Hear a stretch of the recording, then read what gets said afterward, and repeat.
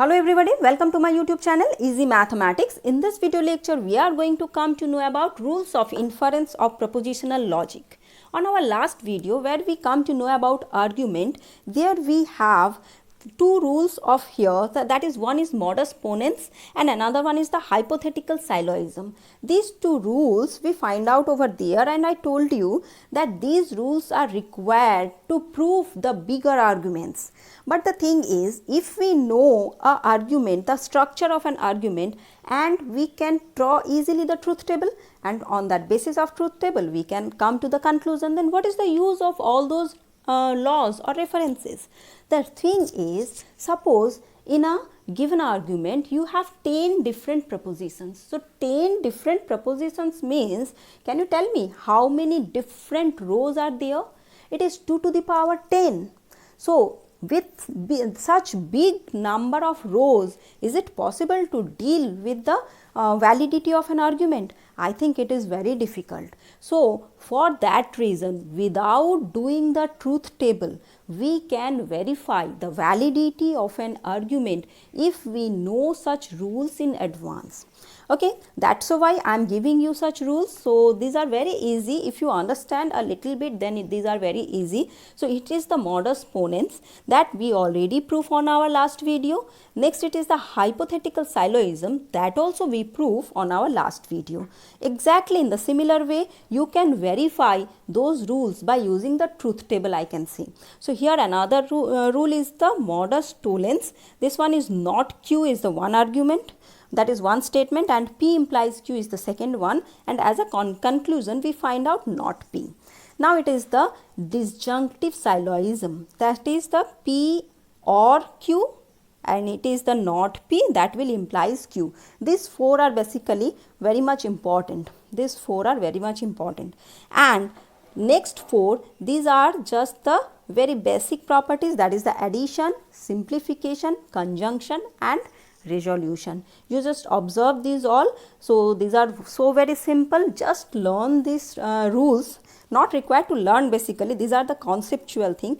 You just give a brief vision on those, so that you can understand what addition, simplification, conjunction and resolution is, and with including these different four rules of inference you should know, so that we can verify the various arguments. So with an example we are going to verify that. So well, now it is the rule of inference which we are using to build the arguments. So first problem statement we should learn, and on that basis we should going to build the argument and its validity. So prove the validity of the following argument: if my program runs successfully, then I will submit my project. Just keep in your mind, if my program runs successfully, then I will submit my project. Here two things we find out: my program runs successfully first, and I will submit my project. So these are two different propositions. I can appear in the examination. So I can appear in the examination, third proposition, only if I submit my project. Okay, so that already we get here, will submit my project. So no new proposition. So three propositions till that we find out. After that it is given either my program runs successfully, either my program runs successfully or the computer crashes. So or the computer crashes means this computer crashes, this is the fourth argument we find out here. Therefore, if the computer does not crash, then I can appear at the examination. So that is the conclusion part. So based on this, we just form here at first the proposition. So P is my program runs successfully, Q is I will submit my project, then R is I can appear in the examination, and S is the computer crashes. Now we should construct the argument mathematical or logically. So first statement is, if my program runs successfully, then I will submit my project. So my program runs successfully, then I will submit my project. That means P implies Q. So this one. Next it is, I can appear in the examination only if I submit my project. So I submit my project, and then it is the Q, and R is I can appear in the examination. So it is Q implies R. Next statement is either my program runs successfully, that means this one, either my program runs successfully or or the computer crashes. So computer crashes is this one. So P or S. So these are the different statements or the premises we can say, and as a conclusion it is given that if the computer does not crash, then I appear at the examination. So finally we find out if I appear at the examination, then computer doesn't crashes. So computer doesn't crashes is this one. So that one implies R. So that statement we form, that means this is the argument we form. Now we are going to verify that it is a valid argument or not. So for that we are not going to truth table here. So without using the truth table, how to find out the validity? So for that we should start from the first premises. Our first premises is what? That is P implies Q. So we should write out the first premises, this one. So P implies Q, with that nothing to do. So the second premise is what? That is Q implies R. So we should write Q implies R here. So just emphasize on these two premises. Here it is given P implies Q, Q implies R, so that we can write P implies R if you use hypothetical syllogism. So using this first and second premises, we can conclude that P implies R by hypothetical syllogism that we know from the reference actually, is it now? Now the third premises is what? Third premises is P or S.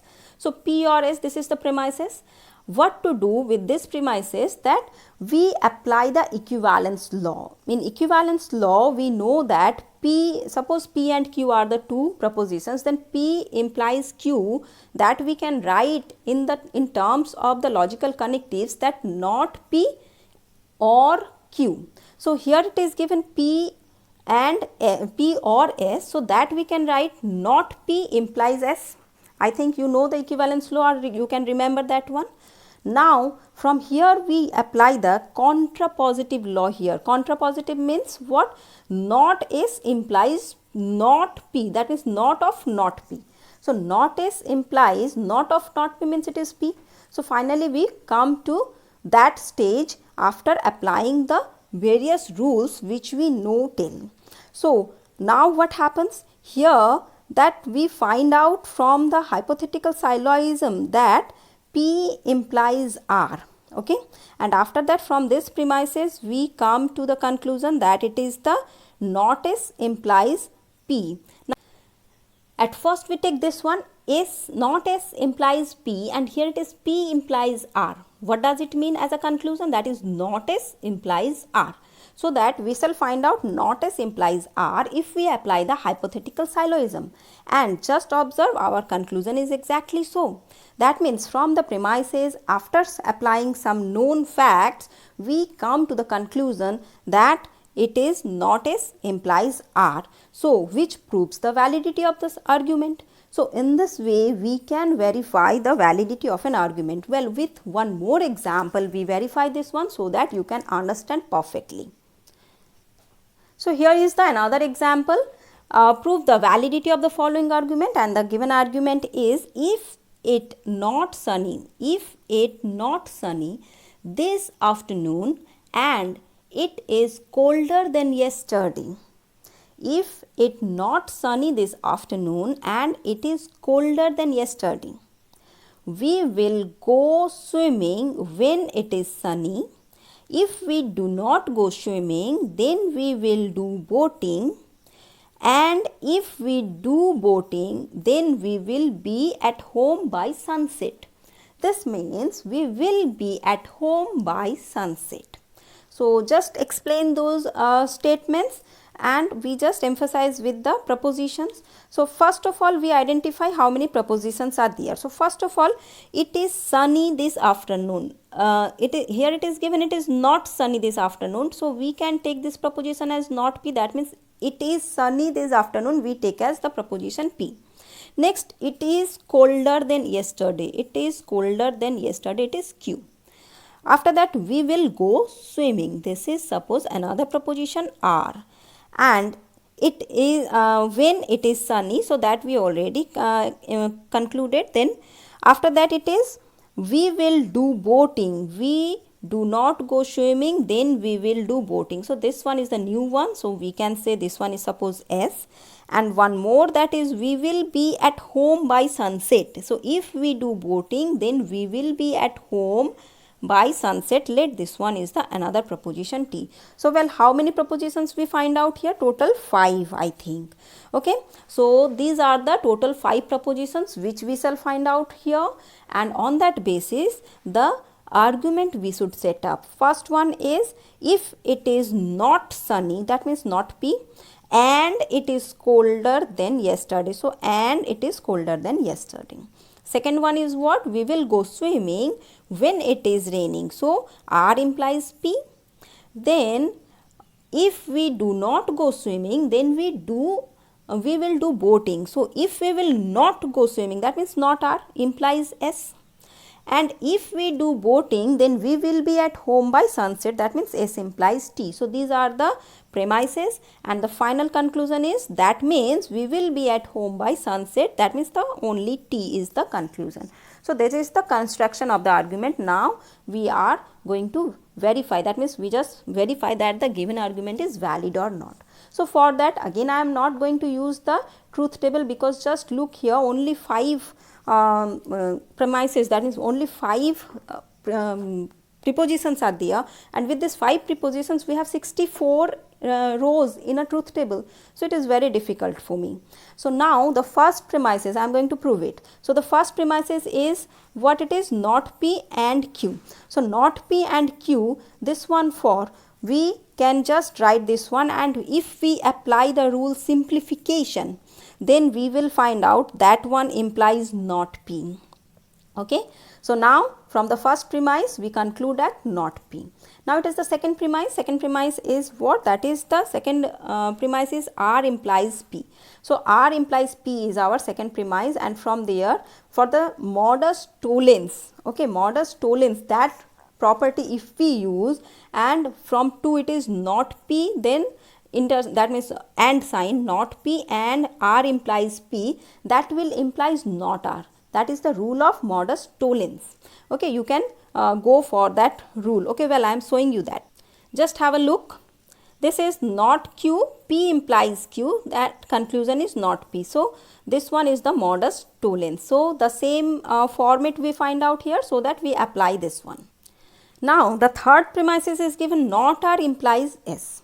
Not R implies S. Now if we apply this one with this one, that is not R and not R implies S, then combining these two we find out the output as S, and this one is the rule modus ponens. I hope you remember this one because we proved this one. Now the next premises is S implies T. So using the modus ponens again, S and this S implies T, we can come to the conclusion that that one is nothing but T, which is our conclusion part. So that we find out from the premises only, if we apply some rules, then we can come to the conclusion that as a final result we find out T, which is our conclusion for the given argument. Hence we can say the argument is valid. So I hope you understand what is the argument and how to verify the validity and why those rules are very much important. Now I am giving you the 2 problems for yours to complete by yourself. So here are 2 problems for you. Prove the validity of the following argument. This is one of the argument. This is another argument. You should verify that these 2 arguments are valid or not using definitely the laws of inference. Okay. So I hope you enjoy the video and wait for the next video. Have a nice day. Thank you all till.